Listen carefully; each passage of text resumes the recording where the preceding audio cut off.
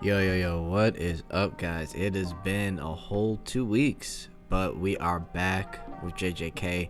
A very interesting chapter. Before we even get into it, right? I really like the designs of Udo and Ishigori. I guess we now know that Uro's got pink hair and I guess pink eyes for the most part, and she's got uh, Gege gave them some different designs. I'm feeling the choker. I'm gonna be honest. It looks hot. And then Ishigori looks like your typical dude. He's got the little dog tag with the jacket. So they're both their designs all dressed up is pretty cool. But yeah, we got a really interesting chapter. There are some things that I just found like, well, let's get into it, right? So we start off with there being some papers being signed, and it's this guy Charles Bernard, and he's this foreign man that's trying to submit his own manga, right? And then that's all we get, right? And then we go right back into the whole Yuta situation. So we know he just defeated Ishigori, he just defeated Yudo. We get a little conversation between Uro and Yuki, oh my god, Yuta, right? And we kind of see Udo talking about, you'll reach your limit at some point. She's seen it before. Those who transcend beyond being just crazy strong are those with an overwhelming sense of self and a complete disregard for others. Natural disasters, right? Now, does Yuta have a complete disregard for others? No. Does Yuta have an overwhelming sense of self? Possibly. I mean, how I kind of translate that is you believe in yourself so much and you think so highly of yourself that nothing and nobody can doubt you. And I believe he has an overwhelming sense of self, right? And I'm gonna say why here in just a second, but we kind of get a shot of Sukuna. So she was around, obviously, when Sukuna was tearing it up, and he looks crazy in this picture. So then we get Ishigori, and we figure out what's going on, right? He's basically asking them for points, and he's sparing both of them. And we see Ishigori say here, sparing sorcerers who seriously fight to the death is useless. And then we see Yuta said Udo-san said the same thing. And then he was kind of shocked that Udo was alive, and he's wondering like why she was whining all the time. And then he jokes and says, "Are you guys in a lover's tiff?"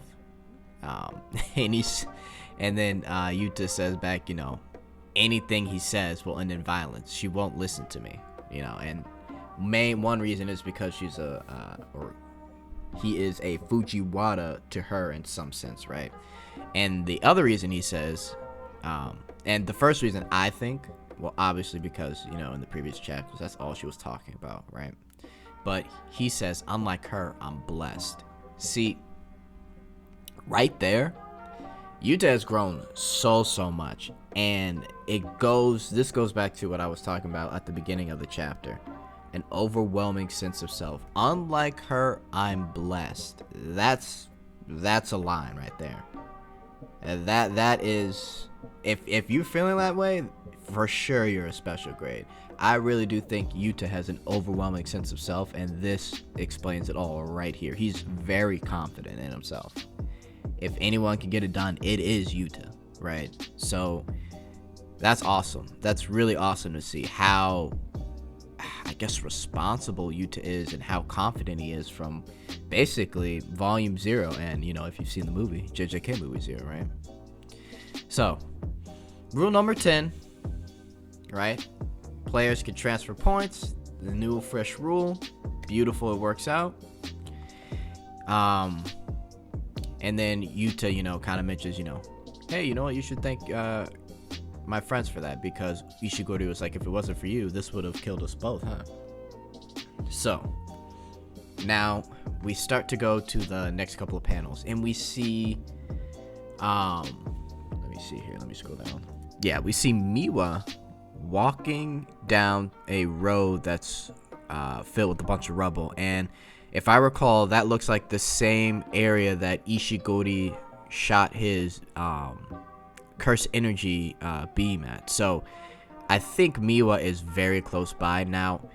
I don't think we ever got anything about Miwa joining the calling games. So I'm very interested to see what she's doing here and what's about to happen.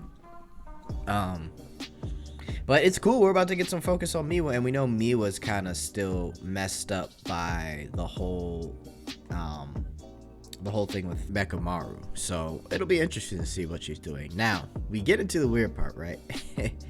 So we got Charles, and he's at this manga place, right? He wants to be a mangaka. He wants to get licensed. And the guy notices, okay, you speak Japanese very well. And then he says, you too, you speak Japanese very well. And it's kind of weird because, I mean, he's also Japanese. But then we realize, oh, okay, he was born and raised in Japan. His parents are French, though, right? So he assumes that he's a foreigner, but technically not really, right? So after reading my manga, you'll realize that we'll have a long and fruitful relationship in the future. And his manga are a bunch of skits.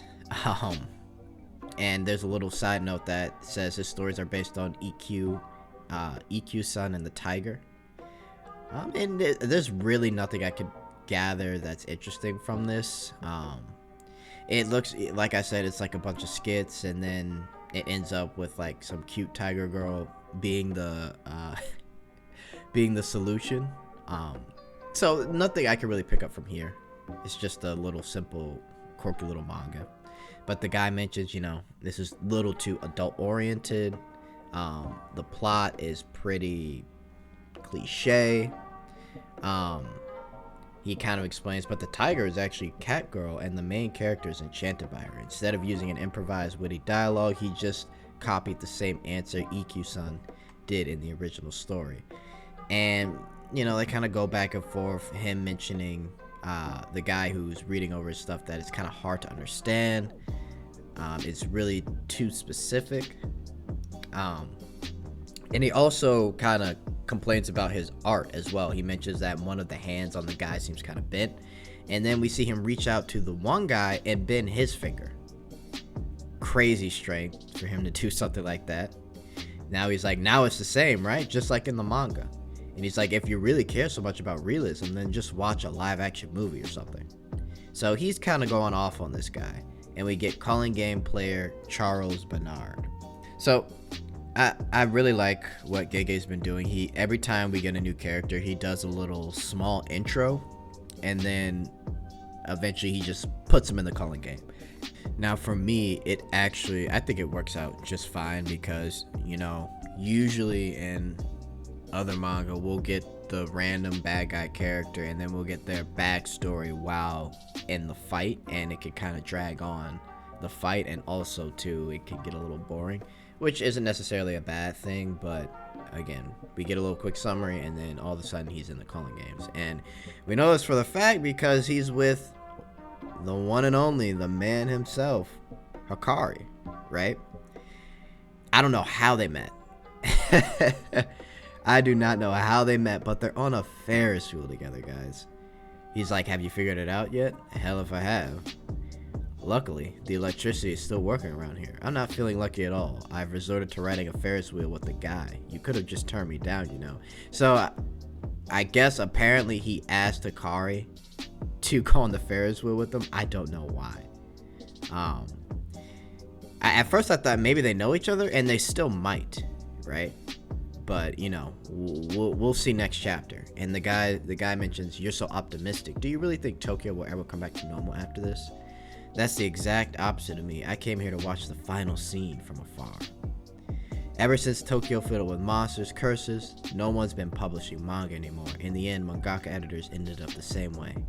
And then he goes on rambling how he respects them, loves them, and this is Charles. And so he, at the end of it, ends up asking for a favor, he says, and he wants a reason to fight. And he's begging this guy, please. He needs a reason to fight, because in a battle manga, you have to give the readers a positive reason. And he's like, let me hate you. And this is so funny, right? he says, hate you so much you want to kill you. And the guy goes, Hikari goes, I wouldn't read your manga even if you begged me to. I don't want to catch your gloomy funk. Stop whining and go all out. Disgusting otaku. Why'd you have to say something so awful? And I guess they're about to fight. Either that, or again, it's either they're about to fight or they know each other and Charles is going to go out there and go crazy, because I don't know. It's just interesting. Also, I really like Hikari's design. He seems super smug, but he's real cool with it. Yeah. Again, Charles is interesting. This interaction is definitely unique. So, honestly, for me, the highlight of the chapter is basically getting Udo and Ishiguri's design. And, you know, this is basically a setup chapter for next chapter. So, we'll see what happens. Right? But yeah, guys, it's good to have JJK back. Chapter next week. Let me know what you guys think in the comments. See ya.